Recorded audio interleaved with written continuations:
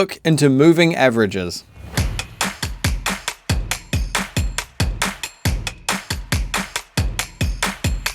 Moving averages are very commonly used in trading and also in a wide range of general statistics. Moving averages are exactly what they say they are, an average of a range of data which moves as it responds to more recent data. These averages are connected to form a line to display our moving average. While there are several types of moving averages, we're going to begin with focusing on the simple moving average, often just referred to as the moving average. The calculation for this is simple. It is just the mean average formula. We take the close price of X number of previous candles, add each of these values together, then divide it by X. This value is then plotted on the chart, then it moves on and repeats the calculation for the next candle, and so on and so forth. It then connects all of these points by a line, which forms our moving average line. The lower the number of candles used in the calculation, the quicker the response to the moving average, as each candle is more significant in the calculation, and vice versa. The larger the number of candles used in the calculation, the slower the response, as each candle will have less of an impact to the overall figure. We also have a few different types of moving averages. We've discussed the simple moving average, but there is also the exponential moving average, known as the EMA, and the volume moving average, known as the VMA. The exponential moving average, or EMA, is similar to the simple moving average, but it prioritizes the more recent candles in order to have a quicker response. The volume moving average, or VMA, shows the average trade volume to analyze increased or decreased trade volumes. The formula used to calculate the EMA is significantly more complicated than the SMA, but it's not something we need to memorize. We'll focus in on the EMA as we'll be using that extensively through this course. Let's add a moving average to our chart. We're going to go up here to indicators, and I've saved it as a favorite, so we're just going to click on moving average. Now, moving average, we can see it here. It's defaulted to a 9-period moving average. Just to smooth this out a little, I'm going to change it to a 20-period moving average. So it's taking the average price over those past 20 candles. Now, if I hit OK, we can see that line on here now. It's followed this push up here, and as we've moved back down, you can see it slowly arcing down and then is following along. It doesn't follow this down immediately because it's not counting just these two candles, it's counting the last 20. The average is still sitting up here. Then it follows it down. Moving averages actually follow the market. They don't predict the future, but they give you a good idea of what is happening in the market. Now, if we were to contrast this with an EMA, we'll see the difference in how they react.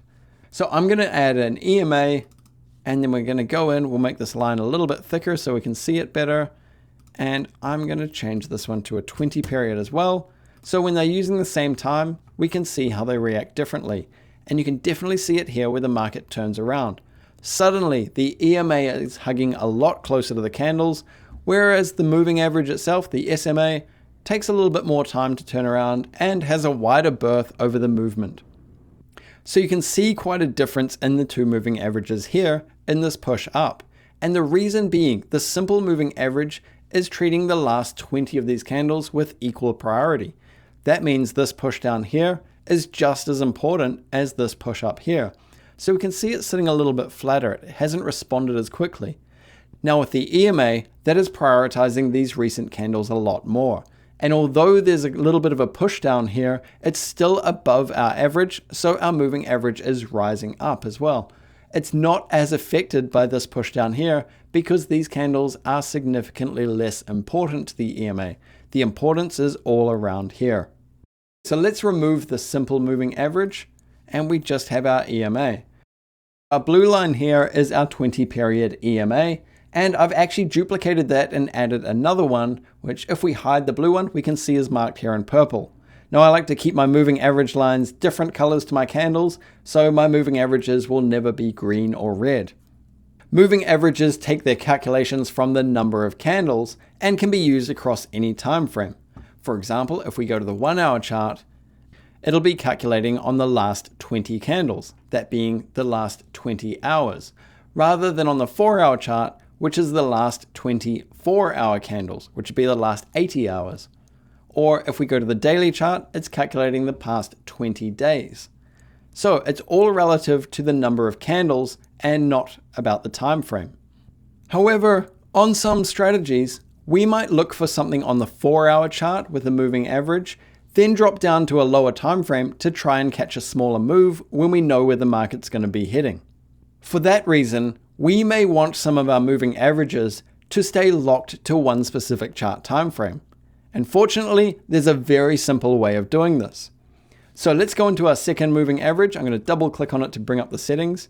And you can see I've got my colors, I've got my inputs, so we can see it's a 20. And here we have time frame. So time frame is related to the chart, or if I click here, I can choose any of the chart options. So I'm going to lock this one to the 4-hour chart and hit OK. And seeing as we're on the 4-hour chart, we see no visible difference.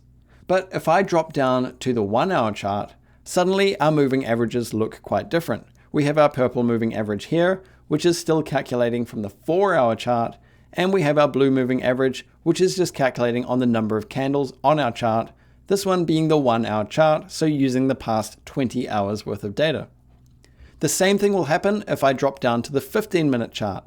Our purple line stays true to where it was on the 4-hour time frame, and we can see it's getting a little bit more of a kind of less of a smooth line and more angular, whereas our 20 period EMA here is calculating on the past 20 15-minute candles. And when we move to the daily chart, you can see they've actually switched around. The purple EMA here is sitting significantly closer to the candles than the blue EMA. The purple one is based on the 4-hour chart, whereas our blue one is choosing now 20 periods of the daily chart, so it's sitting further away. Moving averages are certainly one of, if not my most commonly used indicator, and it's on almost every chart I look at.